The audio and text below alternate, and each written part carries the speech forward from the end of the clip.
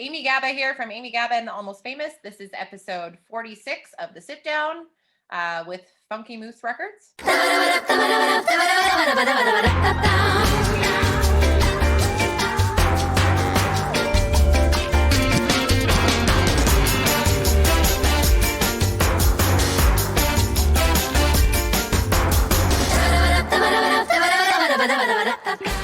So welcome, Amy. Thank you for hanging out.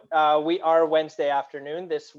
By the time this is up, we've already had New Year's has came and went, and hopefully we all survived it.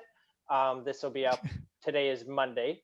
And as we were talking about before, this isn't like, don't think of this as like a formal interview. We're literally just here to shoot the shit and hang out. I find it hard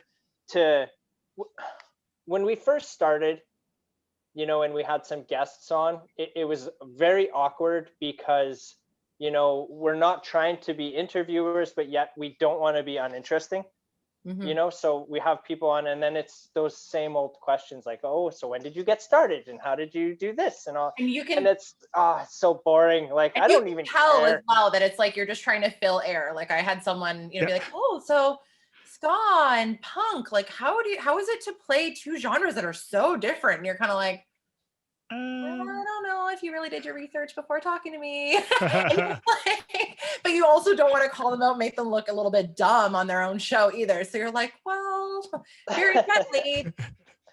Right. For those who don't know punk and ska, it's kind of the same thing, sort of. Yeah, like just a lot more upstrokes than the other one, right? Yeah. Right. Well, and then that's my research for having a guest on is like so minimal. Like if I'm being honest, like let's say we got the Steadies coming on. Like 2 days before, I'll like go to YouTube and I'll listen to Steadies like all day long. Yeah. That's my research. Like that's it. You don't want them to research you too much either, because it's like they know everything or they think they do. And then, you might have something to kind of comment on that. But at the same time, I mean, if you're asking a musician about, ska and punk, it's like you can kind of tell when someone's actually listened to ska or punk in their life and when they haven't. And I mean, this girl was lovely, but I mean, one week she has a basketball player on her show and the next week it's like, a musician. And the next week it's something. So it's like, it's just there's so many different things she's got her fingers in, where it's like you can't really be an expert on all topics, but the questions were it was really, and it was a little bit awkward, but at the same time, you make it through. At least I know you guys listen to this music, so it's not like you're man. And I need to applaud you. I shit you not, that Fuck You COVID is officially my favorite song. Holy shit. Like, I love that. My wife Janelle was like so annoyed with me because I was on a loop, legit on a loop for days and days and days. I get friends who send angry messages being like, hey, I love you, but fuck you, because your song, like I can't even sleep at night because it just repeats over and over. I'm like, how do you think I felt after writing it? Like when you are in the studio and you're recording it and then, it just, you can't get your own songs out of your head. You really start to hate them after that. You're just like, oh man, I blasted the shit out of that song to like everybody I know. People I don't know, I'm like including me. YouTube link and fuck man, I love it. Yeah. I love it. He was like, have you heard this Fuck You COVID song? I was like, what are you talking about? Here, listen to this. And then the first, I don't know, half a minute, I was like, oh, great. This is going to get stuck like bad. Yeah. It right did. away, he's like, this is going to stick in my head, like, you asshole. Which is good. It's supposed to. That's how you know you got a banger, for sure. It's true. You want it to get stuck in people's head because you want it to be a song that they're like, okay, I have to go listen to that, or I have to download it and do something about it, right? So, but at the same time, you don't want people to be like angry to the point where they're just like, okay, like I'm, when sometimes you get songs that you don't even like stuck in your head and you're super frustrated by it. Yeah, you don't want people starting writing songs that say "fuck you, Amy," because that song is in my head. Yeah. Well, it is funny because I was worried because I don't know if you know that I actually have a song called "Fuck You, Cupid" that I wrote first. So I found that out like 2 weeks after. I was like, what? A lot of people I felt don't know that. deceived. So I like Weird Al'd myself essentially doing this song, and a lot of people were like, you should totally do it. And someone started a Reddit thread talking about it. But then I was like, okay, but like, you always know there's assholes out there. You always know there's like haters who are going to have something to say about it. And like my first thought is there's going to be like the people that think that COVID's not real or that wearing a mask is stupid, which of course, if you look at Ska Punk Daily's post about it, there's just all these haters like bitching about it. But on the other hand, oh yeah. Most of them live in, you know, regions that are, you know, COVID isn't real and masks are stupid and infringe on my human rights. But, and then on the other hand, it's like, are people going to think it's dumb that I'm literally parodying myself? But I think it's been overall pretty fun and well received. So perfect. I think it's perfect. And just the timing of it, like that's the perfect stamp for 2020. Like I think that's going to be legendary. Yeah, that's what I'm thinking. Oh. What's your dog's name? It's actually. Her name is Giant Pain in the Ass, obviously, but it's like dog is quiet all day long, and then as soon as I get on the Zoom call, it's like now I'm going to be super annoying. But she also probably sees the boxes all over my house, so she's getting all stressed out. But she wanted to lift up into her favorite chair. Her name is Ruby Soho. And fancy. Yeah, I've got a punk rock dog, and then my other dog that I actually just adopted, his name is Bonzo, after the Ramones song. So both my dogs are very punk is when it comes to their names, but they're equal pains in the ass. So this this is the new apartment, right? Like you just moved, or you're moving? No, I'm moving in 2 days. Like, I don't know but you know what, if there's a time, like I've always wondered about what kind of people move at the end of December into January. Cause I'm like, that's stupid. Why would you do that?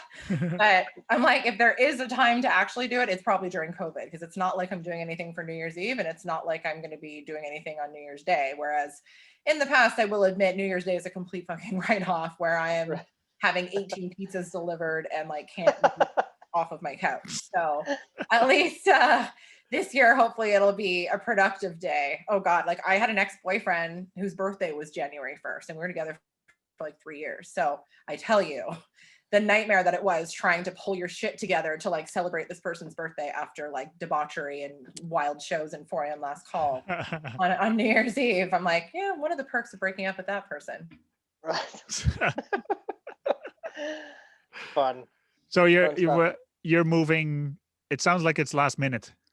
It is last minute. My roommate, who I love to death, we've lived together for a long time, is a pilot / flight attendant. So as you can imagine, thanks to COVID, she's been kind of sticking it out, hoping that her job will come back for as long as she can. And now she's moving home to Ottawa. So breaks my heart a little bit. I love this place. I've been here for a really long time, but it's just too much for one person. It's, you know what I mean? It's more space than I need, but it's also too expensive for one person. And so the idea of getting a new roommate or a stranger, even like moving into your house in the middle of a pandemic, even just interviewing the right people is like it's next to impossible. Even like now I have so much space here and all the furniture here is fine.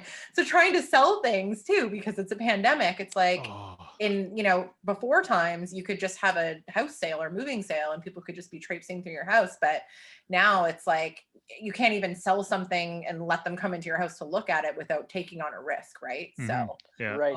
It's been really interesting, but I am excited. I mean, I'm going to have my own place again, which will be great. And I can write songs at 4 o'clock in the morning and not worry about waking anybody up. Like there's always perks that come to that. So I'm trying to look on the bright side, and change is hard, but I think we've all really experienced that this year. We've all, you know, lost a lot of things. And I mean, I've lost shows in music and a lot of the things I care about. She lost, you know, her job, but also her passion, you know, like she's getting her pilot's license. That's what she wants to do. And now, you know, how long before the world goes back to normal, and will it ever be normal again? Right. So many questions. So trying to stay on the bright side of this is a good thing. And I think this will be really, really good for me. And especially for creativity and working on new songs and that kind of thing. I think it'll be great. So, but I'm sad, you know, change is always hard. Yeah. There's always a double, like, you know, there's always the good and the bad that come with change. So it happened really fast. So I think that's the part that I'm still wrapping my head around, but also everything just lined up so perfectly. You know, I had 2 days of stress where I was like, what the fuck am I going to do? Like my world is ending, to suddenly having one of my best friends who moved away to Calgary, closer to you guys, who's like, shit, like my tenant just bailed on me last minute in my loft that I have downtown. Like I need a renter. Can you help me find someone? And I was like, interesting timing. I know And, someone. Right? and within a matter of like 30 minutes, we had the whole deal locked down, lease signed, everything figured out. So Sweet. basically what I've just been doing is packing and selling things and trying to, you know, but like all the little things you take for granted, like changing your address with everybody. And then, you know, if you change your address with your credit card company, suddenly all your automatic payments are going to decline because your billing address is different. And oh Lord, it's just like, it's keeping me busy, which is really Right. good. So I never thought of that because like so Mark and I, like, we're really in like buttfuck Saskatchewan here, like small town, 100 people. Like that's literally how small it is. So like if I move in Bellevue, like down the street or anything, like it's PO box numbers, right? So I don't even have to change that stuff. It's still the same box number. The only thing is the house address. Actually, I don't want to give away your address, but I'm like, don't you live in a town that's like named after your grandfather or something? So it's like you live on like Goodette Street or something. Yes, that's exactly it. I'm actually, the first house on the street is named out, is my last name. Goodette. So Like, we're the first house on Goodette Street. And if someone got your mail by accident, they obviously know who you are. So yeah, well, like it actually happens. So believe it or not, there's another Joel Goodette who's just outside of Bellevue, and there's been a few times where he gets my mail and I get his. But the difference is that I think I'm like 20 years older than him. So like I'll get like a Christmas card from Santa or something, and I'm like, yeah, this isn't for me. Yeah, it's like, this is for him for sure. You know what I mean? Nothing in that. Grandma didn't send anything. Christmas was good. Yeah, that's like the new level, like Grinch 2.0 in the century. It's like, oh, I took your e-transfer too. I hope that's okay. Yeah, right. We deal at the same. No, I shit you not. We have the same bank too. Oh my God. I think because the bank used to be in town here. So yeah, it happened once where a check got deposited into his account, and I was like, what the fuck? Like, what's an 8-year-old kid gonna do with like $5,000 here? Like, come on. Okay, first of all, we need to talk about the fact that you're getting deposits for $5,000 and like become better friends. Well, Joel's not an artist. Accidentally, this $5,000 just went missing. I'm like, I don't think I have that problem. I'm a poor starving musician, but hey. That's right. Joel is not a musician. That helps. No, not at all. I am definitely a fan of music though, for sure. Yeah, no, I've kind of got my fingers in a lot of cookie jars, definitely. So I think the bigger one is financial planning, if I'm being honest. I don't know if I've ever said that on the show before or not, but yeah, so I have, hey, with League of Wolves, I think I think so. Yeah. Nice. Yeah, so just kind of like, helping families plan for the future, make and save money and stuff, investing, that kind of stuff, right? I don't want to insult people, but I mean, it is really refreshing when you meet somebody who does work in financial planning or accounting or something, who like kind of have that dry reputation, or like, you know, you kind of, there's the jokes that like, you know, like engineers, they have no personality, but like, it's not always true. Obviously, I know plenty of engineers that do, but it's also nice to see, you know, people kind of in like the punk rock scene, so to speak, who like are still doing things like that. Because sometimes like I get called to sell, like I have a day job, like I don't just do music full time because I need to pay my, I need to live. And, you know, I get, you know, there's assholes on Reddit who have opinions about everything that I do, it seems. But, you know, like when you have a day job, it's like, you're a sellout or you're this. And it's like, no, I'm just smart. And like, why would I want to be starving on purpose because you're going to think I'm a sellout if I'm not starving to death? Like, I think that those days are over. I don't think that's fair. And I think you should want people to be successful. And I'm like you, where I've got my fingers in a million different things. And even Amy Gabba is a business of its own that I never expected to have to be a part of, right? Like, you think, I'm going to start this band, and you never really think, if it goes kind of well, that you're, oh shit, now I need a website, now I need a Facebook page, now I need Instagram, I have to be engaging, I have to have merch. And then it's a full-time job. Like, I have been lucky over COVID to not be working for some of this time because the music stuff has taken up so much time. So, you know, I wish I could afford to just do it all the time, but the fact is that most of us are starving when it comes to just music. So you have to do something else. And you know, even some people are like, they think that we make so much money off merch and all that kind of stuff. And it's like, I haven't even broken even. And I mean, like, you sell a lot of stuff, which is great, but I think a lot of people need to like get real about the fact that it's not like lucrative business where you can just live off of that. You're lucky if you break even, and Right. a lot of artists. Oh, for sure. I was one of those people that thought that too. Like obviously with growing up and stuff, I'm like thinking of what the hell? Do you remember like that group Pennywise? Yep. Right, and like they were like underground or whatever, and like hearing them, it was like holy shit, like they were the shit, and I thought they were making all this money and stuff, and now I think back at it and it was like they're just like me, man, you know, probably had their day job and like they had a few good songs out there, you know what I mean? Yeah. Well, And it's still like that today. Reprogram your brain. Yeah. So I got Yeah, I well- got two questions based on what you just said. First of all, what kind of day job do you have? Well, previously I was, okay, so I've always been in recruitment, like headhunting, where I help hire for companies. So it's kind of sales, but it's also kind of HR. It's like a mix of both of those. But honestly, what it is relationships. It's just meeting people, keeping up those relationships, networking, and then being like, hey, wait, I have a client here who's looking for someone like you. I'm going to introduce you because it's basically matchmaking. Yeah. Right.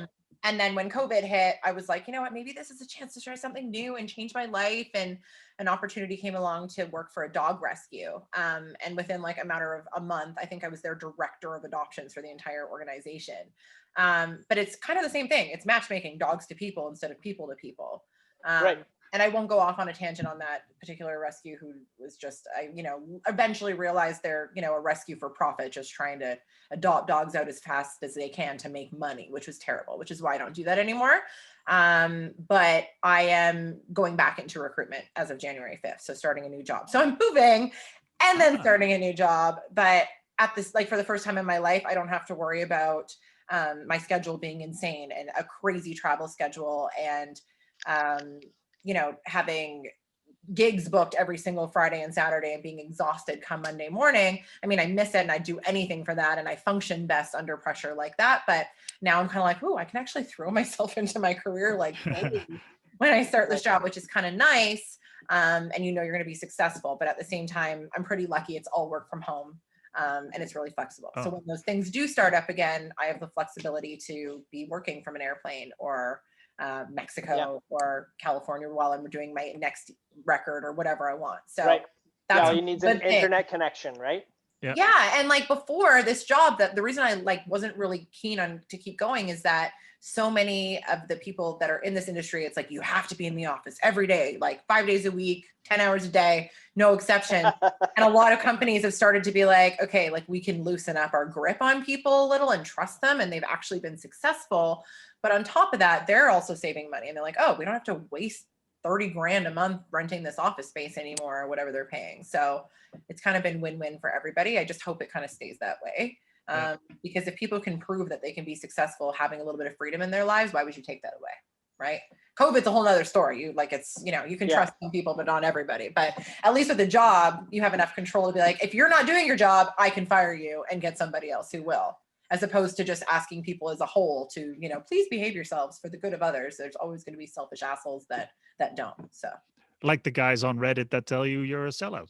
Oh God, yeah. But I mean, that's what millionaire is financing her. But that's also part of the punk scene. I find, because I know a few guys in the punk scene that are a distributor for records, but they don't want to make money on it. So I'm like, well, why not? Well, that's just right. You can. Yeah, but then they're like, well, that's just how the punk scene works. I'm not allowed to make money. Well, just enough to pay the bills, kind of thing. But I don't think that's fair. And I mean, I see a lot about like the Interrupters because they're like one of the first successful ska band, like really like since really like No Doubt and Boss Tones and whatever. But yeah, it's like because they're doing well and they went on tour with Green Day and Tim Armstrong like worked with them, then they're sellouts. It's like, why wouldn't you want them to do well? They're a great band. Same with me, like, Darren Pfeiffer is a really good friend of mine and he played drums for my EP release because, the guys I recorded with all live in LA. And so for the live show, we had different people. We can talk about that. I feel like you have your hand up. But I got hate for that because they're like, oh, well, anyone can get Darren Pfeiffer to drum for them if they pay him enough. And you're kind of like, no, like, how much money do you think I can afford to pay these people? Like, I don't think also that people are going to play with artists they don't believe in publicly because that's your reputation as well, right? So I think people are just going to hate no matter what. And in the beginning, it was really hard for me, but I think I have more of a grasp on it. And I'm more of like, go fuck yourself. I don't care anymore. Like, I'm Right. never going to please everybody. And they're not everyone's going to like me, but I don't like everybody either. So like, fine. Yeah. It's not personal. You don't even know me. You want to, you want to think that you know what's going on and you don't. And you just kind of have to learn to walk away from that and not read Reddit anymore and just kind of ignore the assholes and keep doing what you're doing. Yeah, Stay just true to keep yourself. scrolling. Keep scrolling. Exactly. That's exactly all that is. You know what? I'm not even that like this is how dumb I am. Like legit. I'm not too familiar with Reddit. Like what the I fuck never is was Reddit? before either until someone's, of course, people think they're helping you. Like, hey, did you see this Reddit thread? And like, it's not even bad. So many people are being lovely and saying really nice things and really kind of telling this guy to go fuck himself. But it's just one guy just going on like this hate spree about how it just, I seem plastic and inauthentic and disingenuous. And I don't know anything about punk or ska. Where did I come from? You know what I mean? And it's like, just because you haven't heard of someone until now doesn't mean that they haven't been busting their ass in the scene for the last 50 years. Is it just like something like Twitter? Is that what all that is? No, it's like I feel like, no offense to people who like Reddit, but I also feel like it's like a place for like kind of cowards to go. Yes. Because like your face isn't there, your real name isn't there. You can see whatever the fuck you want. It's like a keyboard warrior hotspot, I guess, of people to just have conversations about things. Now, my friend Harley tells me that he loves Reddit and he's on it all the time and it's not a negative thing and it's really positive for him. But for me, the only time I've ever heard of Reddit was when there's all this bullshit going around. So I obviously have that negative association. I'm sure there's positive points to it, but for me, I was just sort of like, oh my God, are you kidding me? Like, do you have nothing better to do with your time and tear apart someone who you've never met before, right? So I like Reddit, and it's mostly just because it's a time waster when I have some time to kill somewhere. Some of the comments are hilarious on some of the posts. That's what I've heard. Some of them are like pretty funny, Yeah, actually, Joel, that picture that I shared this morning, the one with the cannon and the penis shape, that one, that came from Reddit. Yeah. It's a discussion forum essentially, but and apparently you can also like down thumb someone if they're being an asshole or whatever. But I mean, I don't know how it works. I don't know. But and I mean, again, you can look at something and someone can say 80 nice comments about you, but you're going to fixate on like the one that well, and that's like comments on anything, right? YouTube comments, fucking Twitter, Instagram, whatever it is, right? Well, those are the ones you remember, and it's unfortunate because you want to remember the positive ones. Like I have a cover video for a Less Than Jake song, and every single comment is positive except for one person who's like, oh, this sounds like shit without the bass line. I don't know why you do an acoustic version of Selling Yourself or Science is Selling Yourself Short. And it's like, it's an acoustic version. It's not going to have bass. Calm the fuck down. Like, why are you tearing me apart for something that like has like, you're not even making sense right now. But of course, that's what I remember, as opposed to the lovely comments, the funny ones where people are like, will you marry me? Like, it's cute, right? So I should focus on that. And it's like, and if you don't like it, don't fucking listen to it. Like, that's all it is. Like, why are you listening to it if you don't like it? That's like, I have to address this too. So the first few episodes that Mark and I had of this, there was, I don't even remember who he is, but I'm sure it wouldn't be hard to figure it out. I hope he's watching, and if he is, the trolls usually are anyway. So you know what? Chances are he's still watching, because he made a fucking comment on one of the episodes. I don't even remember what it was. Something about me being an idiot and Mark doesn't know. All Mark's trying to do is promote his business and sell records. And it's like, that's exactly what we're fucking doing here. You know, go to fucking like, you want to buy records or record players? Go to the store. Like, it's exactly what we're doing.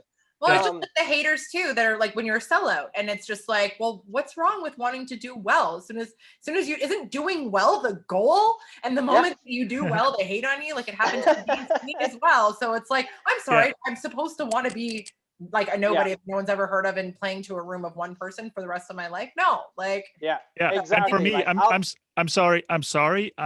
I'm making money with selling records. I apologize. How dare I? From home. From home. Exactly. It's only the thing I dreamed about since I was 3 years old. But you're right. I should not want to accomplish my dreams. That's right. I actually, so I started this store in 2015, and a few years down the road, I get a text from my cousin saying that I knew you would do it because you've been saying this from when you were 9. You wanted to do something in music, and you didn't play any instruments, so this is what you wanted, I guess. And it was like, yeah, actually, that kind of makes sense. I'm doing something with music. I'm making money, and I love doing And what I'm doing.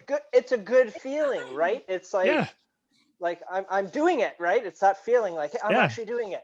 And then you And get then that motivation to keep going, and that gives you that momentum to like keep, and like you should be damn proud of yourself. Like my friend sent me a text I'll never forget as soon as my record came out, being like, do you remember like 10 years ago when we went to Real Big Fish together? And she bought, or no, I bought her the record because she didn't have any cash on her. So it was Candy Coated Fury Times, I think, or whatever year that was. And funny enough, I didn't know them at all. And she ended up hanging out after the show and got a record signed, and we left. And I remember just being fuming jealous, being like, oh my God, that's my favorite band. I would love to meet them. I can't believe you got your record signed, because a signed record was like the biggest deal to me. And you never want to forget that, because yeah, Aaron Barrett played guitar on this record, and I got to meet him in the studio while we worked on it. And Ryan Steen was the drummer in Real Big Fish at that time when I was at that show. Didn't even know each other, and now he's one of my best friends in the whole world. And Dave Iris, who produced it and engineered it, is now the front of house sound guy, like, and so much more for the Interrupters, who are friends. You know what I mean? Like, it all comes together. You never want to forget where you came from. So it's like, should I not celebrate that I worked really hard to get here, and that that's something that's really fucking cool without worrying about being called to sell out? I don't think that's fair. You know, like, I want to be around people that want the best for me, because I want the best for the people in my life. So I just really have to try to put that wall up to be like, you know what, you want to be an asshole, but just don't even, like, I don't have time for you, and I'm not going to give you permission to take away, you know, the things that I'm really proud of, and neither should you guys, right? So that's right. I think a lot of it is jealousy and bitterness, and, you know, it's, you know, sell it, whatever. If that's what's important to you, then cool. Like, but it's not what's important to me. I think that I would be so happy for anyone in my life that accomplished the things they had dreamt about their whole life, and I would never give them flack for that. So I think it might be some sort of jealousy, like even in my business. Yeah, I'm looking at, I don't know, a few thousand records here from the corner of my office, and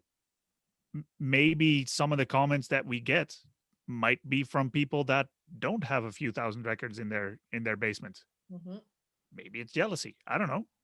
Well, going back to that guy, going back to that guy, he made a shitty comment, right, on one of the episodes. And then Mark and I were like, okay, well, like, fuck this guy, like, whatever. He doesn't have to watch. He obviously, like, he's not going to be a fan. But I think he's, like, subscribed, and I think he, like, commented on, like, the next 2 episodes after that. And it's like, dude, stop fucking watching if you don't like it. If you don't want to hear us talk about nothing, then don't tune in. Like, I could give 2 shits, man. But there's that negativity there. Like, fuck off with that. Exactly. And you know what? For me, Billie Eilish, a lot of people obsessed with her, love her. That's not really my thing. I don't have the same feelings for that other people do, but I don't go and comment on every single one of Billie Eilish's videos, be like, this bitch sucks. Like, no, like, it's so dumb. It's not for me, so I don't watch or listen. Simple okay, as that. Amy, we can't be friends because I like Billie Eilish. Oh, and that's the worst too. Like, if you listen to Green Day, just unfriend me now, and you're like, okay. But also, like, that is stupid. But for things that matter, like on that topic too, it's like, it's okay to disagree about music taste and pineapple on pizza and things like that. But I do have this really strong opinion when it comes to things like racism and, you know, inclusiveness, as far as like no homophobia, no racism, no transphobia, because that is a human right thing. That says a lot about you as a person if you have certain, you know, tendencies that I'm not cool with, then that way. So then I am not going to want to spend time with you. But if you don't like Billie Eilish, or like if you love Billie Eilish, I'll still hang out with you. That is not like a deal breaker for me. But if you treat other people like fucking garbage, and you think COVID's not real, and you're parading around having New Year's parties with 50 people, that's the moment where I am not going to want to associate myself with. So wait, let me ask you, if I was in Toronto and Billie Eilish was playing in Toronto and I had tickets, would you go to Billie Eilish with me? I would. And the reason I will tell you that is because I want you to change my mind. I am one of those people who is like, please change my mind. I am not someone who's like, I feel this way and I will feel this way forever. Boycott. And that's how I've discovered some of my favorite bands. Incubus, Weezer, 2 of my favorite bands that are non-punk. And I didn't like them. The songs I heard, like Drive from Incubus and like Weezer, I don't even remember, like the Sweater yeah. song. That was like all I knew of them. I was like, these bands suck. Like I've never Yeah. listened to them. But someone was like, I got tickets, come with me. I'm like, all right. And I went, and I'm telling you, Weezer and both Incubus put on some of the best live shows I've ever seen. They are Yeah. so incredible live, and the music that's not on the radio is their best shit. So Yeah.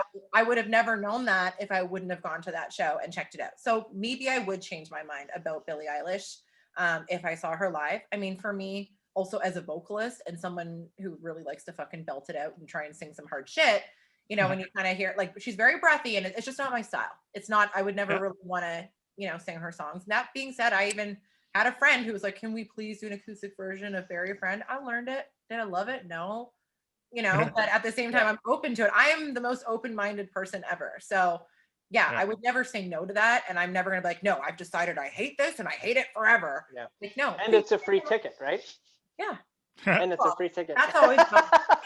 But if I can give anyone who's watching advice, it's like, if your friend ever gives you a free ticket to something, whether you like that band or not, like, sure, Just there's go. a chance you'll still not have, like, you still won't like it, but you're gonna have fun no matter what. It's fucking music. There's energy in the air. You see the passion other people have. You see other people singing along, and you cannot deny how cool that feels. And like, for example, I hate metal. Like it terrifies me listening to like deathcore, you know, where, like, and I have a friend who loves metal, and like I will just look at him and be like, can you turn that shit off? But I've also never been to a metal show, you know, and I get told that I look metal all the time, you know, like the black hair and the dark like features and, you know, like the way I dress, it's very metal apparently. So people are surprised, and it's like, you ever been to a metal show? I'm like, no. And I probably would if someone invited me.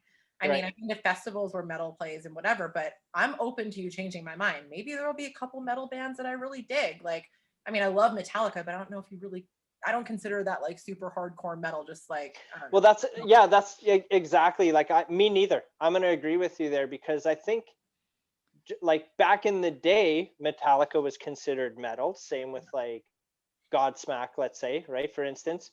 Mhm. And you think about that now today, and I would disagree with that. I would call them like a heavier rock or something. Yeah. Not rock and roll, but like a heavy rock, because metal, like you said, it, to me, in my opinion, is like that screaming death metal shit where like it's hard to understand. And it's very technical and there's a lot of talent involved, and I don't deny that. It's just, for me, I listen to a lot of music that I want to sing along with, and I just don't identify with that. Like, same with rap. It's like, some rap I love. Like, I could rap Salt and Pepper Shoot for You front to beginning right now. No Okay, problem. do it. Do it. I want to hear this. Okay, I'm not going to do the whole thing. You want me to do a little bit? I could do Yeah, Let me see. Oh God, now I'm on the spot. Like, here I go. Here I go. Here I go again, girls. What's my witness, Men. And chillin', minding my business. I saw, I looked around and I couldn't believe this. I swear, I stared. My niece, my witness. The brother had it going on with something kind of wicked. Had to kick it. I'm not shy, so I asked for the digits. I hope no that. Ooh, see, and then I screwed up. That's okay. That's hard enough though. But, I hope no, that don't make you see what I want to slide to. there. So I did that through my bag of chips, made me tip for a dip, made me want to do tricks and lick them like a lollipop should be lit. Came to my senses and I chilled for a bit. Don't know how you do the voodoo that you do so swell. This is swell. Oh, makes me want to shoot. And then, but you know what I mean? God, I can't believe I just did that. That's so, no, but that's awesome, man. That everybody knows that one. Like, how can you not like that? That's like, that's a stamp in time. And that's just like fuck you, COVID's gonna be. That song comes on, everybody's into it. You know what I mean? There's those songs like, oh, fuck the Eagles and fuck Journey, but it's like, okay, you're telling me when Don't Stop Believing comes on at a bar that you're like, no chance. No chance. Yeah, no, I'm just gonna sit at the bar like this because this is a stupid song.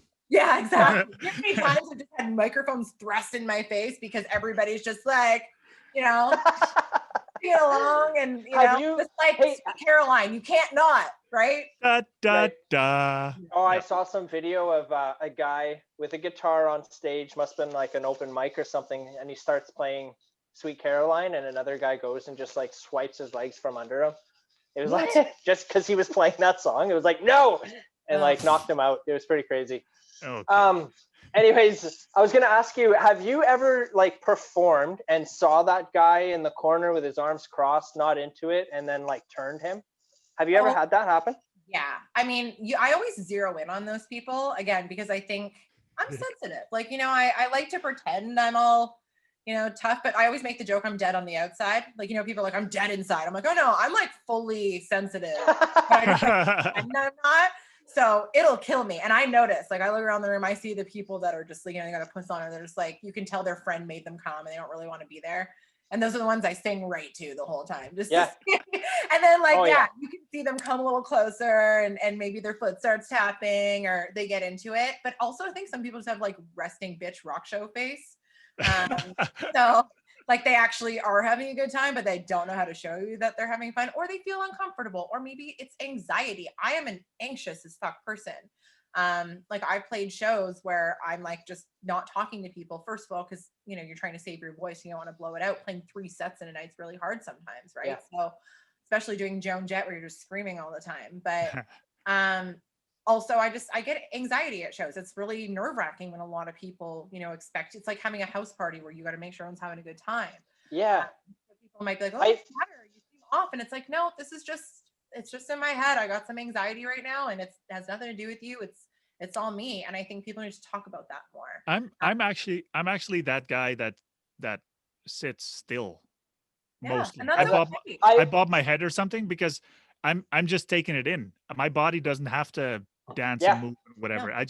I just absorb everything, and then after I'm just like, holy shit, that was a great show. Yeah, exactly. Like it's not like you're not having fun in that moment. It's just that you're taking it all in. And I've been there too. And like I'll be standing maybe, let's say 20 feet from the stage, and like I'm rocking out, I'm digging it. I might not be bobbing my head, but like I said, I'm just taking it in. I'm standing there, I'm looking at you. And then I get uncomfortable when like somebody on stage looks at me.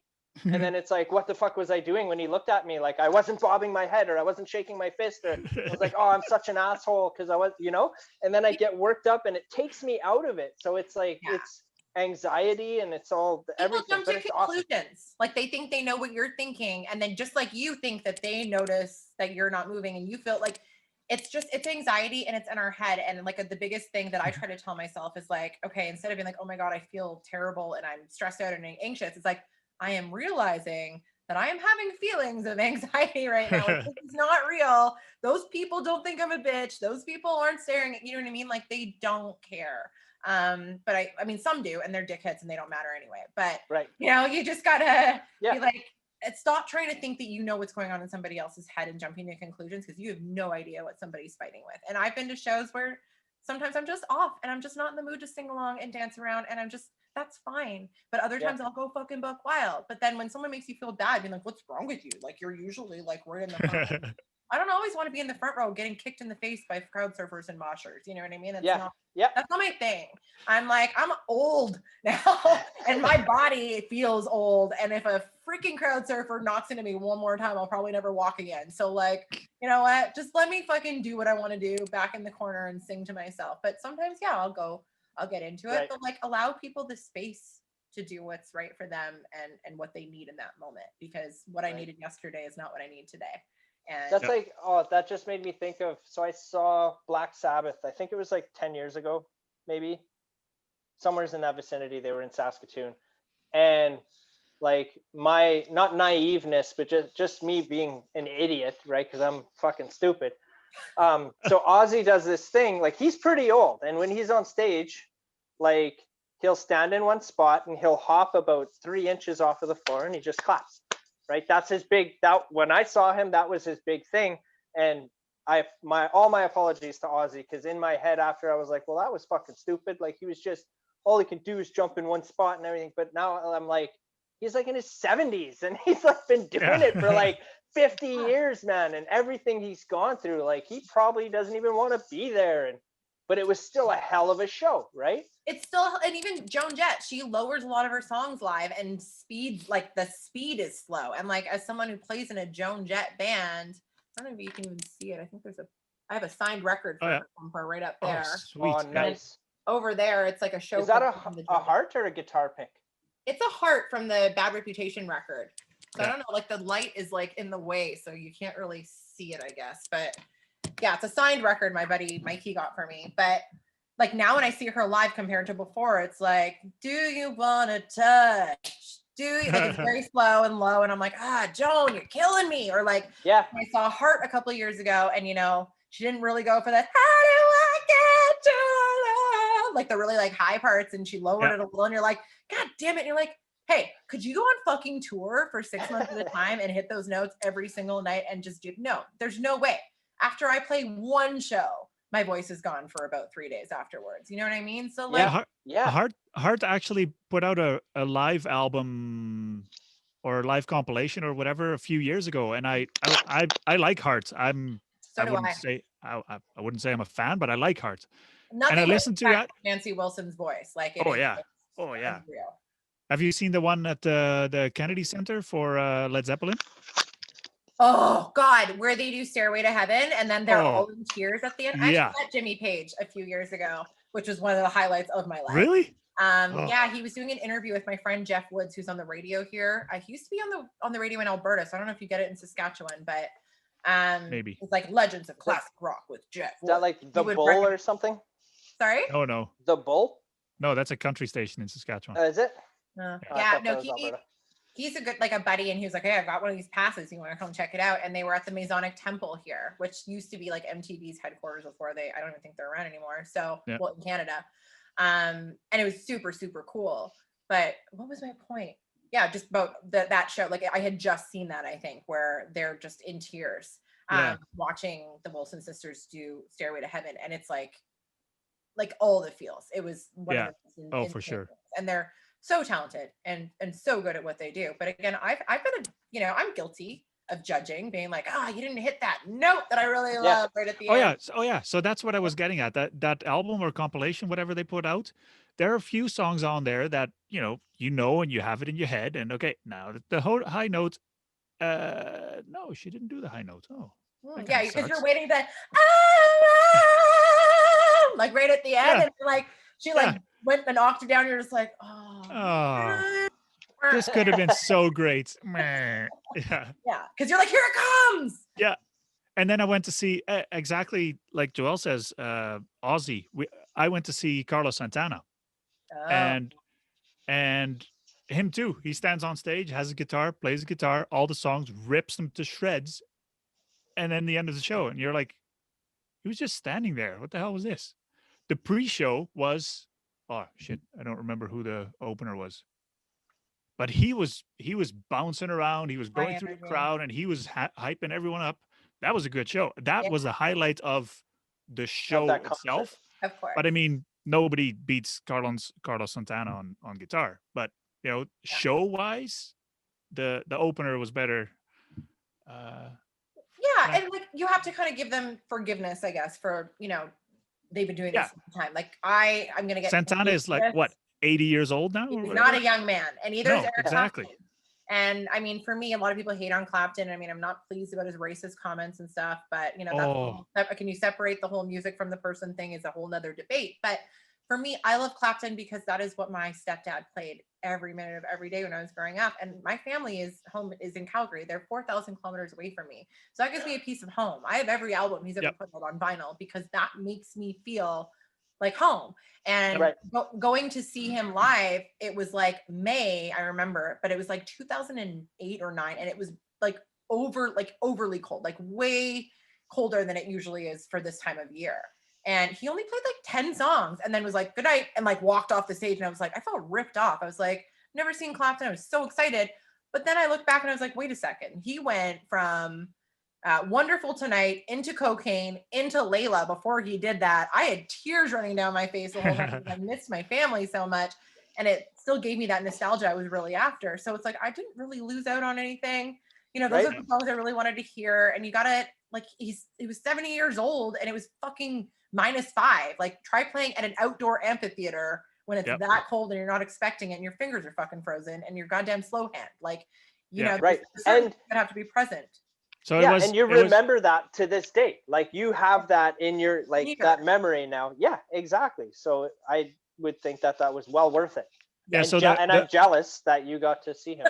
The opener for Santana was Michael Franti, and he was fantastic. I don't think I know who that is, but I'm gonna have to look it up now. Yeah. He was good. And then Eric Clapton. Yeah, was a fan until I saw the thing on Twitter from a few weeks ago, and I was like, Did he do Now something recently? I thought the racist comments were like kind of historically like. this was in the 70s. He was apparently Didn't drunk he write an slash anti-mask high. song or something? What? Didn't he and someone else put out an anti-mask song recently? Or Yeah, maybe it wasn't him, but it was yeah, somebody. Yeah. For real? yeah, Like yeah, masks are stupid. Like the opposite of my song. yeah. Basically. Is So that that why? Is that so why that Manfred from Elephants and Stars was like, "Fuck yes. Clapton"? Yeah. Yes, so that's where it All all right. started. So he wrote some anti-mask or anti-COVID, With whatever. somebody else. With Yes, another I don't big remember artist, who it was well though. known. I forget who too, but Yeah, but so he got that song out, and then all of a sudden Reddit, I guess, started digging up in his past, and apparently he made some quite racist comments. I think it was in England in the 70s. yeah, I On read that in his stage. book when I read his book that he got a lot of hate for that. So, but like Yeah, but again, I'm not defending anything. That is absolutely not okay with me, especially today. yep, I mean, the Prime Minister Justin Trudeau got a lot of hate for that blackface thing for a Halloween costume he wore 20 years ago. I yeah, am not Yeah. making excuses for what happened historically, but at the same time, we have had to learn from our ignorance. We have had to relearn things. I grew yep. up in Calgary, Alberta, which, sorry people back home, but is like the most racist fucking place I've ever been in my entire life. And I went, You haven't been to Saskatchewan then? I guess not, but it's bad. And Yeah, I grew up just around a whole heckload of racism and homophobia and things that like you know, you don't even realize it. It's ignorant, you know what I mean? And it doesn't yep, make it okay. But at the same time, it's like I'm guilty. I have, you know, like you know what you know, and the way that you're raised and the way you grew up and the way my family was raised and Right. their family was raised, and all the people around you talk like that, you think it's acceptable. And then moving to Toronto, which is the most liberal, the most accepting, the most, you know, multicultural and whatever. Like I was the only white girl in my university college classes in certain classes, and was like, mhm, was not used to that. And you know, like certain slang that you use, be like, oh my God, that's so gay. And you're like, no, that's not you can't say shit like that. But until someone yep, corrects you, you may not know that, you know. And I'm yep, not saying Eric Clapton is just ignorant and whatever, because he should fucking know better. But yep. back in the 70s and stuff, people said shit like that and they didn't get Yeah. called on it. So of course you're going to keep repeating those behaviors. Now in this day and age, it is absolutely not, and you know better. But again, like if no one ever calls you on your bullshit, how are you really going to figure that out? You know what I mean? And like, oh, you should just know. Yeah, we fucking should, but we don't. We're stupid. Yeah. You know what I mean? Right, okay, right. So then a question would be, or a question that I have on your opinion on this is, if somebody is, for lack of a better word, like oblivious to it, let's use the R word, for example, okay? Like retarded, right? Back in the day, it was like, I so had to think which growing R up, word. yeah. Yeah. Well, growing up, like we used to say that all We the said time, that all the time. That was, and right? it was You a too, normal part right? of our vocabulary. Yeah. Right? And Until people now started to call me on it. it was a medical terminology. Yeah. Like that was like the medical term. And it was just normal. Now it's unacceptable to use that. Like actually, I was watching last night, Louis C.K., the comedian's got a whole bit on it, on the R word, that just came out a couple of weeks ago. But anyways, that's why it's in my head. My point being is that somebody like myself, who's used it growing up and it was acceptable, now I understand, like I'd say R worded now if I was to use that. I'm sure there's better words. My point being, if I don't know any better and I use the word, should I be judged on it immediately, right away, and like cancel cultured or whatever you want to call it off the hop? Or do you get a free pass, that for like a verbal warning? Like, hey, I'm telling you that's unacceptable now. Maybe don't use that in the future. Second time, then like shit's gonna hit the fan. You know what I mean? I would say, because it's But like, people go to it immediately, like, fuck you, you're canceled. Like, you can't use that. You used it, you you're want to done. ask that person, can you say that confidently? Like, you've never fucked up before? Have you never Right? correctly used the word gay or the R word or anything in a way that you shouldn't have and been corrected? Like, when you have that cancel culture and you jump all over people and treat them that way, you're basically saying you're fucking perfect. And I don't think any of us are. And I don't think any of us are not guilty of ever using terms incorrectly. So how would you feel if that was you and you were truly just not aware? You know, like, yeah, if you're like, no, I don't fucking care about it. Like, there are those people, like Proud Boys, who know, you know what I mean? Yeah. Like, Yeah. that's Yep. different. But if it's an ignorance thing, it's all about how you react to it. And I mean, people get defensive, and I've had family members that haven't spoken to me for months on end because I call them out for their shit and they don't like Right. it. Oh, well. It always fixes it. It always works out. It's fine. But for you to jump all over somebody else and be like, fuck you, I can't ever talk to you again, you're canceled, you're over, you're a terrible person, I'm gonna tell everybody. It's like, so are you telling me you're perfect and you had never done anything that you wouldn't want people to know about, you know, years later? Or, you know, like if my life was a fucking reality show from like birth to now, man. holy fuck. Right? If we had cell phones back in high school, or like with Facebook? cameras and shit, oh fuck I'm is right. so glad I grew up just before cell phones.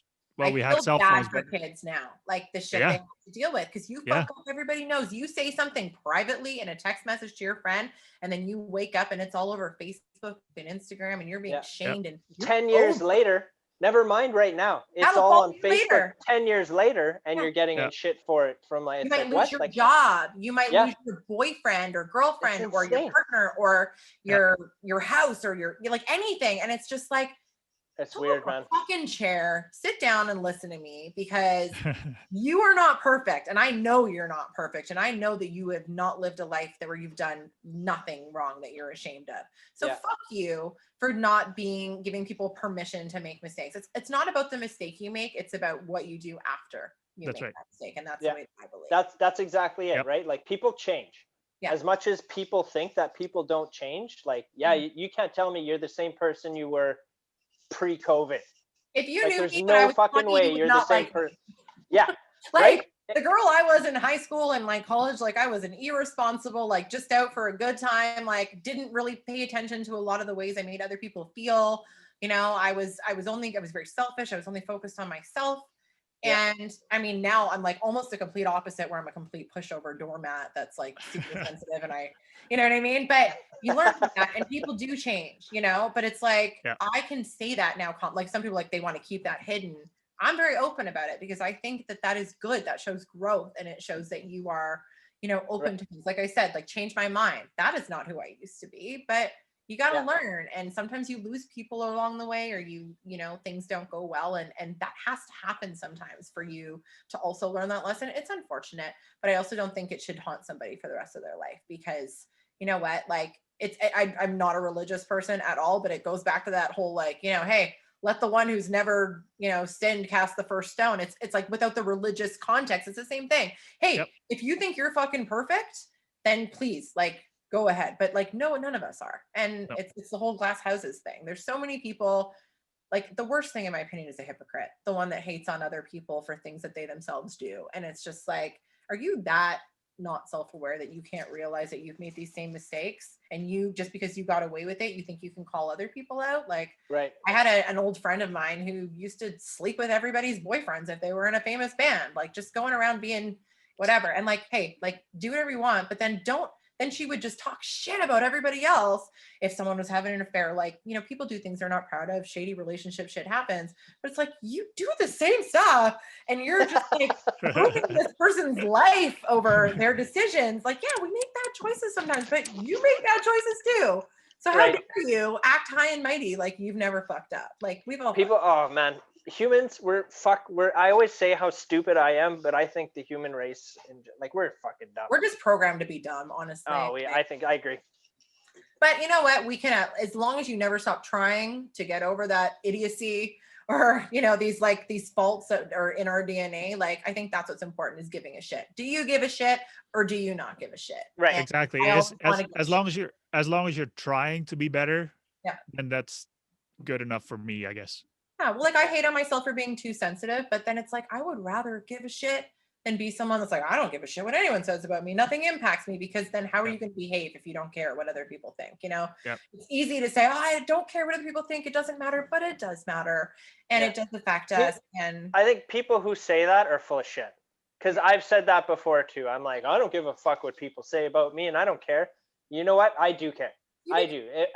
That bad comment on YouTube there, like that hurt my feelings. That was like 6 months ago, and he's still on about it. And so I want to, fuck that guy. The hard part is like the whole living well is the best revenge thing, or take the high road, because you have to, right? And Yep. you know, that same person I'm talking about, like, again, used to be a very good friend. I talk about this openly because I feel like people have to, but it's like, it's always the assholes that are the ones that'll make an Instagram post being like, oh, you know, I did artwork for this person and they never paid me. And it's like, you were my best friend in the whole world. You said, don't worry about it. You lived in my house rent free for 6 months. None of that counts, of course. But yeah, you're going to post and like shame shit on Instagram over Right. $100 or something. Yeah. You know what I mean? Because you're telling your shitty story, but it's like, that just makes you look bad. Like you know, in the end, the ones that are like, that jump on that for the gossip and whatever, it's like, you know what, you're terrible people too, because are you perfect? Have you never like, had people not told lies about you before? You know what I mean? Just because it gets ugly. All's fair in love and war, right? Like, you know, relationships go sour and sideways sometimes. But like not keeping your mouth shut, not replying to the haters on YouTube or Reddit or, you know, Instagram or whatever is the hardest part for me. Cause it's like, you want to get the truth out there, but I also feel like you don't want to start that war. You don't want to get into that. Yeah. You don't want to call people. It's just like, you know what, like, I'm just going to let that happen. And that's the hardest part for me, is because, you know, you have to, but Right. you always want to respond, and not responding is the difficult part, I think. You had mentioned to me, I think a couple of weeks ago, that you're not really handling your social media that much anymore. Or you like I'm not. you hired somebody to do that, I think. Well, I don't even know if I'm allowed to say this, but this will be coming out, I guess, later. But I am working with a label now, a new label. So I left my other one, and Allegedly Records I'm actually working with now. So Nice. so we haven't actually signed anything officially, but I think tomorrow contracts are coming or something. But they are actually handling my social media for me, because So tomorrow being Thursday, this comes out Monday, so this would have been like 4 or 5 days ago. You guys essentially signed something. Yeah, Okay. so it'll be announced, I think, today or tomorrow. So they're helping, but again, like, I'm recovering from a concussion that I got a couple months ago, and that's why it's not like I'm not handling my social media because I'm like, I don't have to handle my social media. Yeah, you sell it. I like social media, I really do, but I have to limit my screen time right now because I got a pretty bad concussion it's almost like over 2 months now, like right before Halloween. And Holy it's been smokes. really rough for the last couple of months. So it's like, I have to limit screen time. And Okay, so first, how did it happen? And second, should so we hang up? I got nailed in the head with a car door. Oh. Yeah, and it's my fault. Like, I didn't really tell the person I was there, and it's fine. It wasn't like I was riding my bike and someone door prized me. It's like, it was my bad. But it's like, where on the head? Like, where on your head? like right on the front, which is really lucky because this is the like strongest part of your skull. So at least like if it in the front of your head, it's a lot better than if it's like the back or the bottom. But I also think I've had a lot of stress in my life, obviously, the last couple of months too, with like leaving a job because of the concussion and then having to find a new one.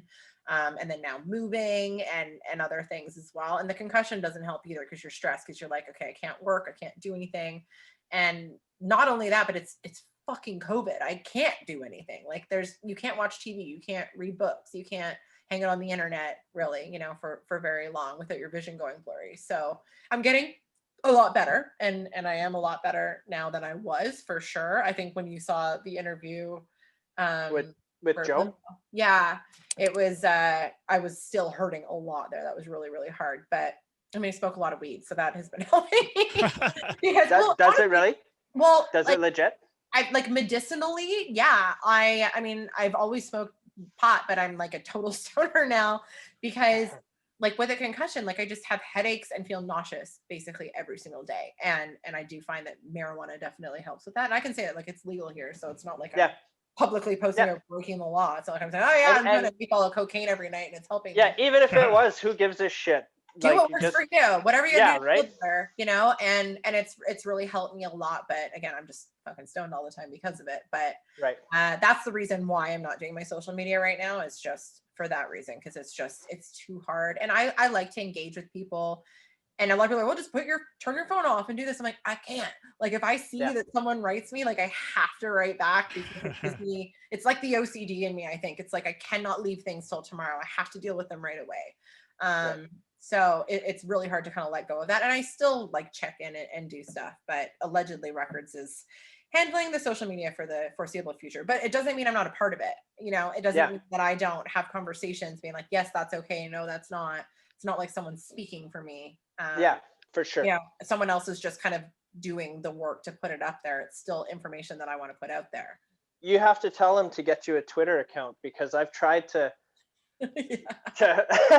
blast you on Twitter a little bit, but you're not out there, so we just kind of actually you out I was doing a podcast schedule, and every guest is at so and so at so and so, and then hashtag Amy Gabba. It's like, come on.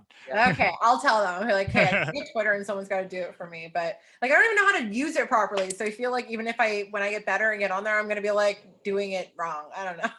You can't do it wrong.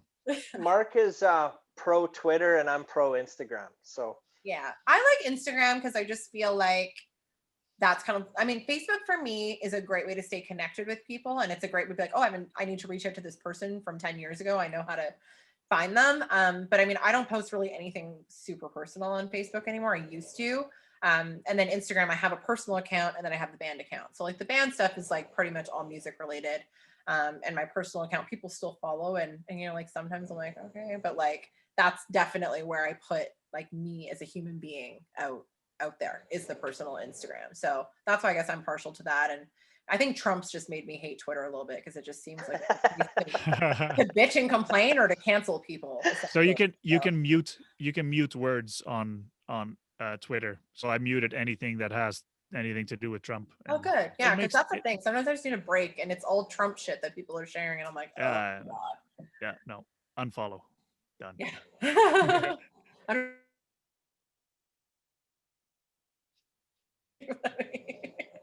Oh, you just dropped out there a little bit. We lost that. We missed that last little part. Oh no.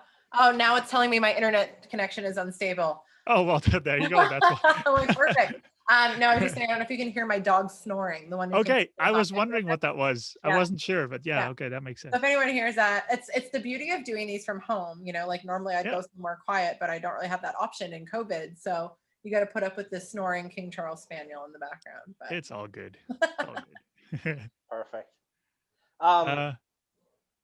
So wait, going back to I want to ask you again about the concussion thing. So you got hit can I ask a little bit more detail on that? Like how the hell did you get hit in your forehead by a door?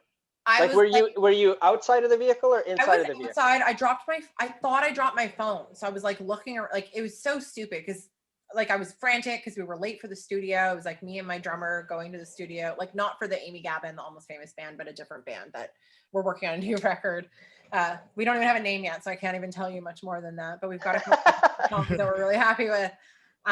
Because again, I record in California for the ska stuff. So it's like, and I'm only going to work with that team because I feel like we have the right combo. Why would I change that? So working on other stuff, and we like got like on the highway and I was like, oh fuck, I forgot my phone. And I know it's going to be like a 15-hour day in the studio. And this was when things were open, like things had not shut down yet. Like we were allowed to be doing this, for the record, before people call me a hypocrite for, you know, lecturing people on COVID practices. But so I was like, fuck, like I forgot my phone. We got to go back. So we went back and I went in the house and it wasn't there and I couldn't find it anywhere. I was like, oh my God, I know it was in my pocket when I got in this car. So it must have fallen out like on the ground. So we're like both frantically looking and, you know, doors got open, heads were in the way. And you know what I mean? It just, yeah, I got smacked in that. And it was my fault, 100%. Because like I wasn't really communicating about what I was doing or bending down where I was. So, and yeah, kind of got nailed right in the head, and it was the worst headache I've ever had that day. And again, being in the studio afterwards probably didn't help my cause, because I was there for guitar tracking for an entire 15-hour day before I went home, and then was like, oh my God, like I can't function. What was that song that you spent in the studio with it? 2 songs. One of them's called Ashes and the other one's called Sober, about my brief period of sobriety after dating someone who was not.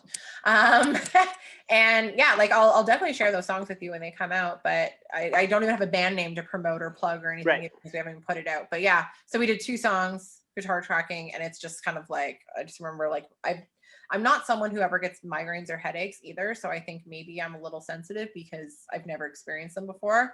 Because I really empathize for people who tell me they get migraines now, where I'm like, oh my God, like you can't do anything. You can't see, you can't think. Like that was the hardest part. I'm starting to feel like myself again. And even friends are like, you seem like you again. But for that first 2 weeks, I couldn't even be on a phone call. Like I couldn't even like string together a sentence. I had like amnesia. I had a like significant like short-term memory loss where I'd be repeating myself all the time. And like, it was one of the worst things I've ever gone through in my entire life. And like, I've been through some shit. And like this concussion was like, just to feel like you're not you anymore. And like, you've lost yourself and you don't even know how to communicate effectively anymore. It was like, especially in the middle of a pandemic when everyone's already having a tough time as it is. So it was what kind of car was it? Because that sounds like a heavy door. It was a Volvo SUV. Oh fuck yeah, Volvo. That's okay. Yeah, I feel bad because my friend is like, I'm so sorry. I promise. Like next time I say I'll never concuss you again. I'm like, okay, like you didn't really do it was the car. Crazy. What do you got planned for New Year?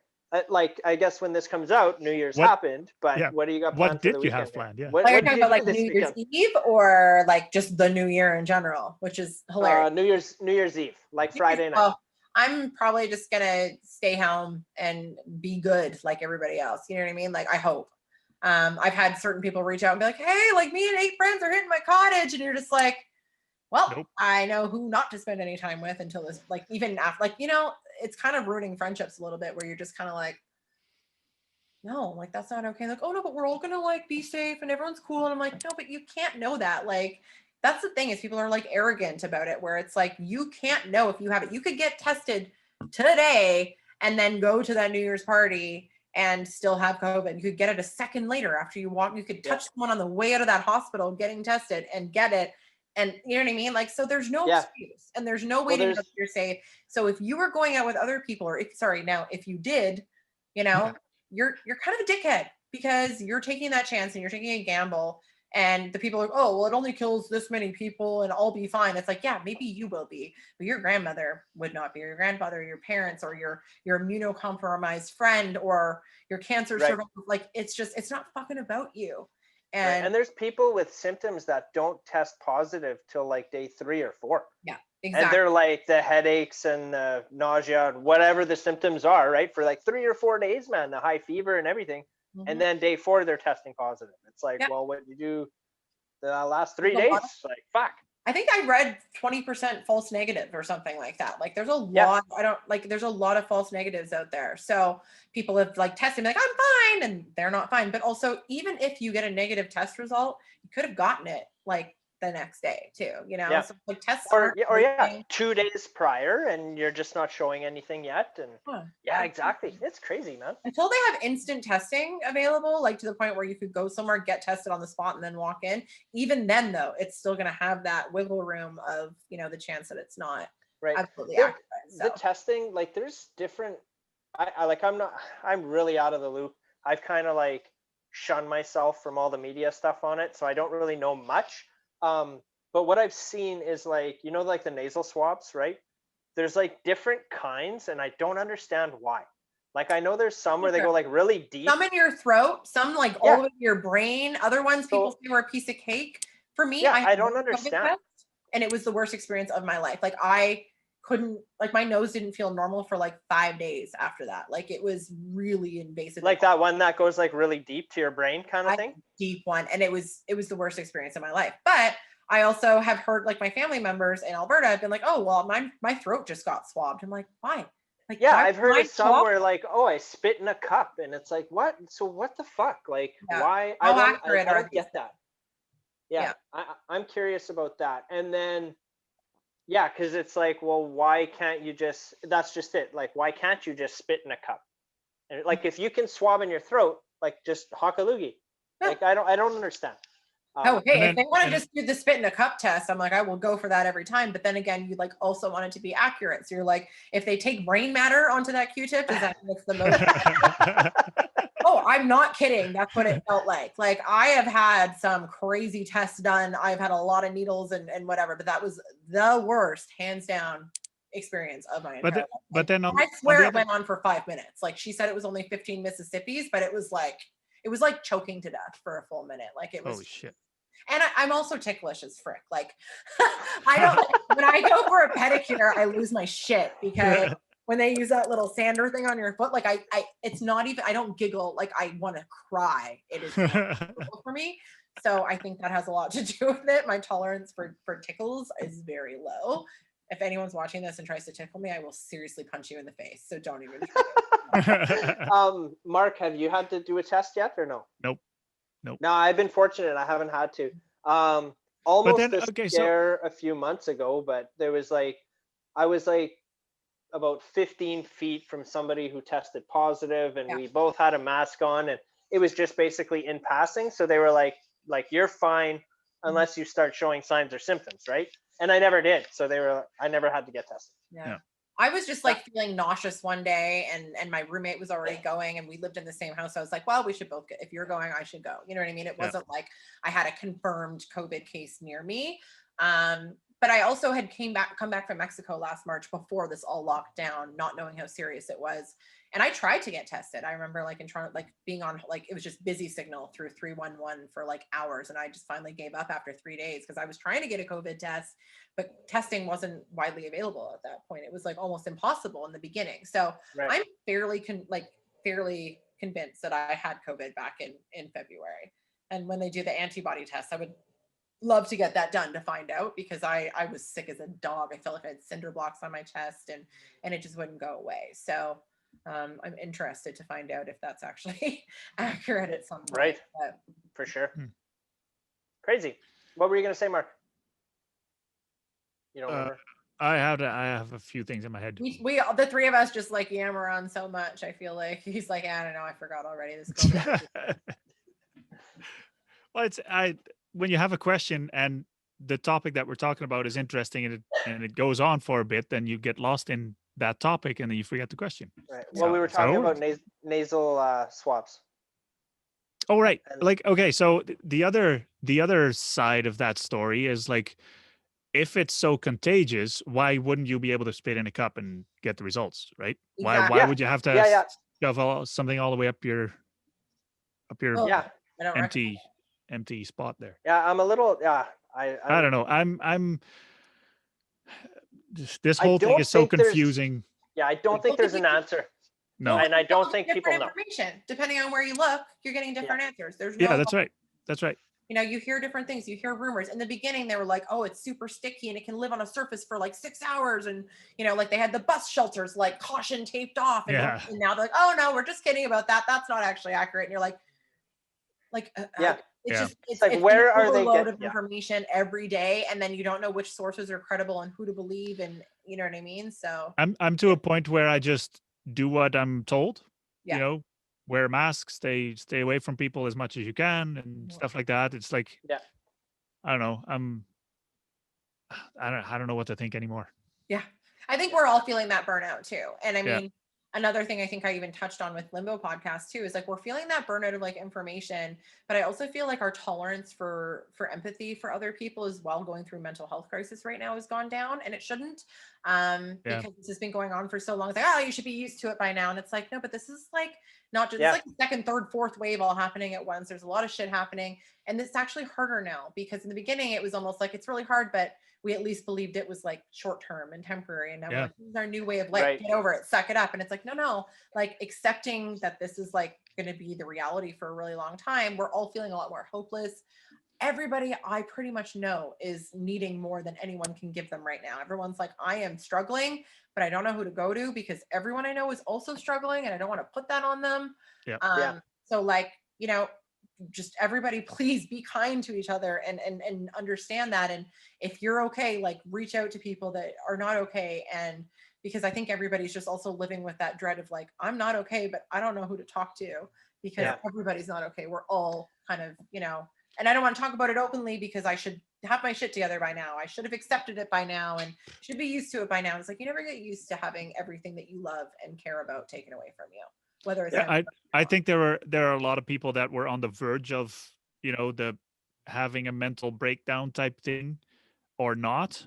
and then COVID just pushed them over. So Yeah, absolutely. Yeah, for sure. why wouldn't you reach out to people if you think you can help? Yeah, I and mean, even with me, it's like having a concussion plus the COVID stuff, and then now having to move, losing my best friend who's moving away, all these things. My mom was actually just diagnosed with breast cancer last week, and that almost tipped me over the edge where it's just like shit, like, and I can't even go, I can't even be there because Yeah. Alberta is Right. in full lockdown, and so are we, and it would just be irresponsible. But again, it's like I'm really lucky. She just got her surgery date for January 4th. Like that's really fast. We're really lucky to live in a place where it's free and you can handle that and it's not going to ruin her life or bankrupt her. Yeah. So like, again, sharing that, like, I'm okay. But when you first hear that news and you don't know she's okay yet, like that was almost my breaking point. So it's just like, and I know I'm strong, so I know Yeah. other people are going through stuff like this, and even the strongest people that may not be okay.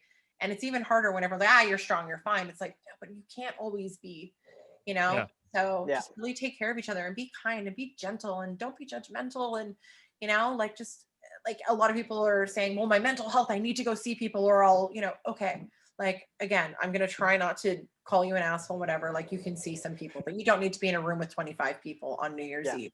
It's No, just, there's I no agree. reason for that. You need some support, and you need someone you can find that. Like, you're allowed to have like one or two outside of your household if you live alone, whatever. If you got to break the rules a little bit and you're arguing mental health, then like, I'm not going to hate on you for that. But don't fucking run away with it to the point where you're like, well, I have to go, to a fucking underground house dance club with 100 people and dance until 4 a.m. in order to not have it.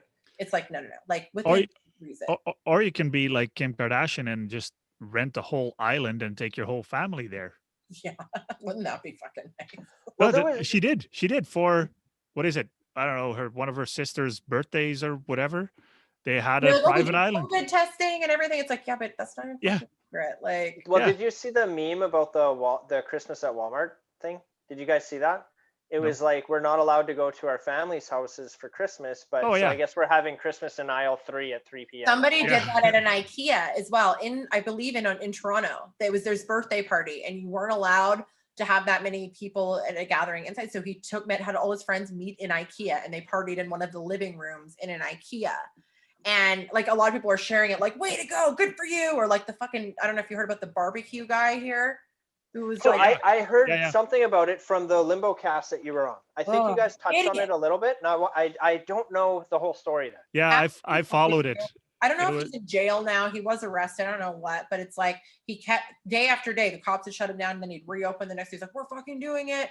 And they have small businesses, and it's like, yeah, but you're not even speaking for the small businesses because your parents are fucking millionaires, and you've never had to want for anything in your life. You're not a real struggling small business owner. You're just being a fucking asshole, and you're using this as an opportunity to take advantage of people.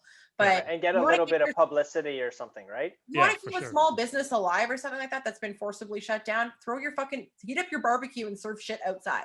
You know what I mean? He opened for indoor dining and like possibly can like just, infected a lot of people. And no, you're being a fucking dickhead. And like, if you want to argue your point, but like, you don't need to take it that far to the point where like, no, I have to open for dining for 200 people indoors in order to prove a point. It's like, no. Like, I mean, the whole having your birthday party at IKEA, in theory, that's funny. Yeah, But in you theory. don't actually do it. Yeah. Yeah. But then it's also crooked in one way. Like, There's two sides of that, right? I see both sides of that. No, but I mean, definitely IKEA should be closed, period. Yeah. Well, that's just it. So that shows, like, how confused we are on the swabbing. Yeah. It's like we're confused on the rules, right? Like, how can like I follow a lot of people in the US, like podcasts and stuff. Like, let's say take Joe Rogan, for example, right? Where he was talking about in Los Angeles, the Comedy Store was shut down, right? Because of COVID, you couldn't go in. Comedians weren't allowed to do their sets or whatever. The restaurants beside the Comedy Store, were closed as well. Like, they couldn't have indoor dining, but they could serve outside, right? They had like the pop-up tents and whatever. They were doing that. So the restaurants right next door could do that, but the Comedy Store couldn't have their crowd of people sitting outside with the comedian in-house and like televised to outside the stand-up set.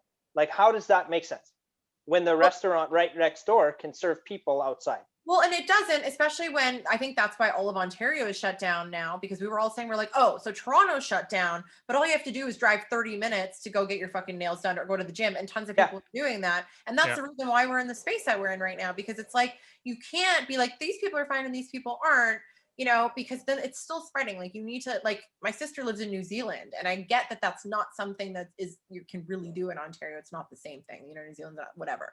But like, 4 weeks hardcore lockdown, literally everything. And it made such a huge fucking difference. But here it's like Australia too, I shut think, down, did but that. not schools and not this and not that. And only Toronto and other cities, but you can also drive to Durham to go to the gym and get your nails done or sit in a restaurant.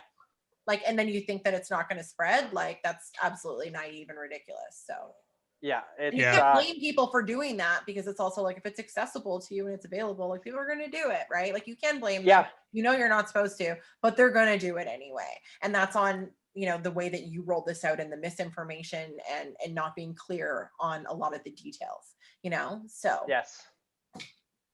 I don't think we're nearly over the hump yet. No, like no, exactly. I think it's like we've all kind of just been like, oh, hey, if we get a vaccine by July, it'd be great to be able to see my family for Christmas next year. My brother's getting married at the end of September. I still don't believe that's actually going to happen. Everybody's being optimistic, but I'm like, I'm not buying plane tickets. I am not making plans. Yeah. So, well, my parents were supposed to be here this summer, like the 2020 summer. But obviously Holland is locked down now, and you can, you know, so that their flights got rebooked for, I think it's July next year. I don't know if it's gonna happen. I don't know. Yeah. We'll I wanted to fucking go to Disney in February. I don't think that's happening anytime I want this to record my second record that I was supposed to record. Yeah. Like, come on. But hey, Right? there's all things we want to do. Like, actually, Rylan just texted me before this, before we started chatting, and was like, things are so bad here that in LA, where he lives, ambulances are being turned away at the hospital that arrive for emergencies because there's nowhere to go. They have beds set up in the gift shop. They have beds set up in the cafeterias. It is fucking bad. And it is real. It is very, very real. So people, like, the longer that you fight this and you keep fucking breaking the rules and the laws and thinking it doesn't apply to you, the longer that this affects all of us. And it really sucks for the people that are staying home for Christmas and not seeing their families. I didn't go home for the first time in 10 years. I didn't even feel like Christmas. I just wanted it to be over. I hate this year. Absolutely. But you know, it's not about me. And I want to be able to go to my family, hopefully next year, and have everybody be at that table. You know? I want to go see Amy Gabba and the Almost Famous live in concert. Like, I want to be, Yeah. I want to be standing front row, cross-armed, straight-faced, and see if you can turn me. I want to go to Saskatchewan. I want to do a cross-country tour. Yeah, up there for sure. And like, so fucking get your shit together so we can do that. Like, yeah, that's actually another thing. We wanted to organize Moose Fest for the 5-year anniversary of Funky Moose Records, but that didn't happen because fucking COVID. The amount of kids that were graduating thinking 2020, what a cool year to like have my grad and prom canceled and everything, and the things you've had to give up and the milestones that were supposed to be important. A lot of people, everyone's made sacrifices. And the people that are refusing to sacrifice, it's like, fuck, like everyone else is sacrificing. You need to do it too. You don't get to have your way. And we've all had to give stuff up. So like the sooner that we just accept that, it's like then we can move on with our lives. And that's the part that like people just can't seem to get into. Right. Like visiting my grandma at the old folks home through the window. Like, fuck, it's like a jail, man. My grandma just had her 90th birthday, and it's plastic. You can't go to the other side of the partition. No one could hug her on her 90th birthday. Yeah. You know? So like grandma's room, she's at the window on the phone. I've got my earbud in, so I'm on the phone, and it's like we're in a prison talking on those fucking. Grandma's running out of time because you want a fucking haircut. How does that feel? You know, like you can go get your haircut later. You can figure it out, but it's not like they can be like, oh, it's okay. We'll just do that in 10 years from now. They might not be there. You know, so stop being so fucking selfish. Sorry, I have a very strong opinion. I said I didn't want to talk about COVID the whole time, but I was but trying to. True, it's true, right? Like it's definitely like it's happening, and like people are fucking stupid. I was actually trying to get away from this. But so the Moose Fest. So here last week. That's right. I was gonna invite Amy for Moose Fest, but awesome. When we get that shit going and it's approved and it's happening, like please come and do a set. Oh, I'd love to. Yeah. Like, hey, if it's within my power and within reason and like it makes sense and we can get like again, I'm I can make things happen. Like that's my Yeah. dad always gives me. He's like, when you put your mind to things, it blows my mind what you can accomplish. But if you don't give a shit, then you really don't. But we can always work that out. I'd love that. I would love to go there and do that. But yeah, Yeah. like there's obviously things that need to happen first. But like we need to get. Oh, that. yeah. We are definitely not in a rush to organize anything right Yeah. now. Well, it's funny. While I'm packing, I have my "fuck you" COVID box basically, and everything that's going in it is all the things that have been. It's like all my microphones, all my cables, all the like live show shit, set list. I'm like, oh yeah, all the things that I'm hoping I get to take out of this box soon. So I want my life back. We all want our lives back, but like For trying to just like still sort of have it, and like we have to really just shut her down and accept that for a little bit so that we can move on with our lives. You know, we can't simultaneously move on with our lives while still going through. And But this is Amy, the economy. Yeah. This is the start of it too. Like this episode is what we're January 2nd today. Yeah. So this will be the new year. Yeah. Let's fucking blow this shit up, man. Yeah. For sure. Okay. I think like we definitely, like I said, yeah, it was definitely an honor to have you on the show. I want you to know that this door is always open for you.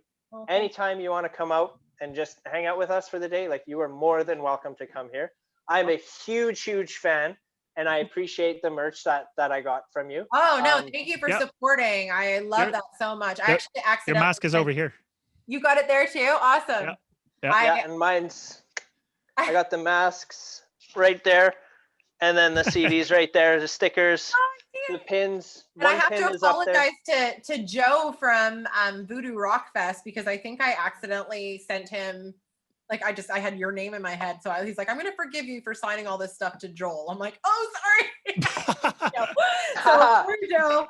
But yeah, I really appreciate the support. That's awesome. And I mean, I would absolutely love to play that would be amazing. You can send me that stuff there, Joe. First house on Gannett Street, Bellevue South. Perfect. That's actually true. You can just send it to Bellevue and Bellevue, Saskatchewan. Someone will actually send Bellevue, it to Saskatchewan. Yeah, send it to Mark Poppin, Bellevue, Saskatchewan. It'll get here, and I'll give it to Joel.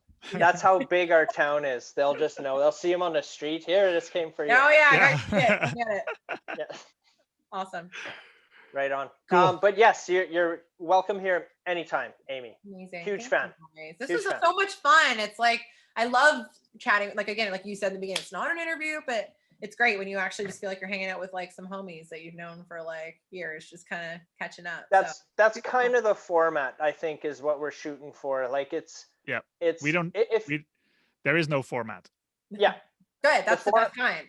Like I hate we when I want to get formal questions and you're like, oh, this is going to be so stiff. I don't want Well, yeah, because you're answering the same shit over and over. And what we want to get to know you. Like it's basically try and sell us on your music.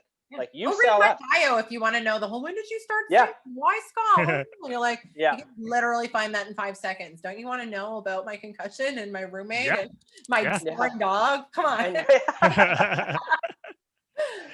No, that's definitely it for sure. Excited for the new album coming out.